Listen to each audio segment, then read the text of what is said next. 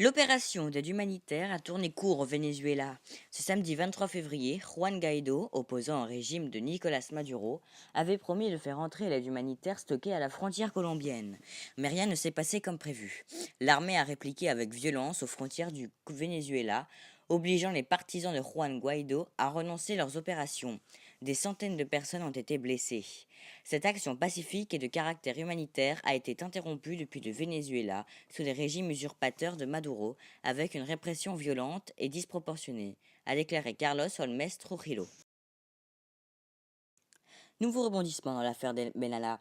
Dans le rapport d'enquête, les sénateurs réclament de nouvelles poursuites à l'encontre d'Alexandre Benalla pour faux témoignages, car ils estiment que l'ancien employé de l'Élysée a menti lors des auditions organisées dans le cadre de l'enquête menée par la commission des lois. Or, toutes les personnes auditionnées ont juré de dire la vérité.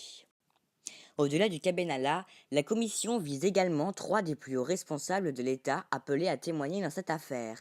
Alexis Kohler, le secrétaire général de l'Élysée, Patrick Strozda, directeur du cabinet, et Lionel Lavergne, chef du GSPR. Leurs explications sur l'acquisition du port d'armes ou la restitution des passeports diplomatiques d'Alexandre Benalla n'ont pas convaincu la commission, qui demande la saisie du parquet.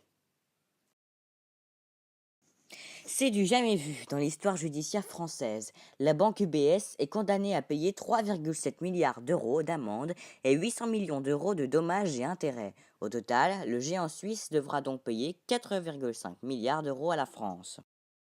La haute juridiction a examiné les pourvoirs de Cécile Bourgeon et de Berkane Maclouf.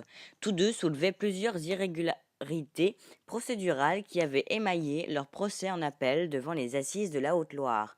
Ce procès avait abouti le 11 février 2018 à leur condamnation à 20 ans de réclusion pour coup mortel sur la fillette de 5 ans.